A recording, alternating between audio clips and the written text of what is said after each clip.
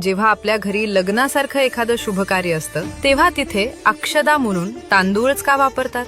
आपल्याकडे कितीतरी प्रकारची धान्य आहेत, गहू, ज्वारी, बाजरी आणि आणखीन कितीतरी, पण तरीही पूजेत मान तांदळालाच का मिळतो? तर कारण असं आहे, शास्त्रांमध्ये तांदळाला अक्षत म्हटलं जातं आणि अक्षत म्हणजे जे तुटलेलं नाही, जे खंडित नाही, जे पूर्ण आहे. याच पूर्णतेमुळे अक्षत सर्व धान्यांमध्ये सर्वात पवित्र आणि मंगल मानलं जातं. म्हणूनच लग्न असो, गृहप्रवेश असो किंवा हवन, कुठलाही शुभ प्रसंग आला की अक्षतांचा उपयोग अनिवार्य असतो. एक अशीही मान्यता आहे की अक्षदा घरात सुख, शांती आणि समृद्धी घेऊन येते. जेव्हा आपण देवाच्या मूर्तीवर, कलशावर किंवा पूजा सामग्रीवर अक्षत अर्पण करतो तेव्हा त्याचा अर्थ असा असतो की आपण स्वतःला पूर्णत्वाने, मनापासून देवाला समर्पित करत आहोत. आणखीन एक खास गोष्ट म्हणजे जर कधी पूजा करताना फळ फूल उपलब्ध नसतील तरी फक्त अक्षता अर्पण केल्यानेही पूजेचं संपूर्ण फळ मिळतं. कारण तांदूळ म्हणजे फक्त धान्य नाही तर पवित्रता आणि पूर्णत्वाचं प्रतीक आहे. म्हणूनच तांदळाचा प्रत्येक दाणा आपल्यासाठी फक्त अन्न नाही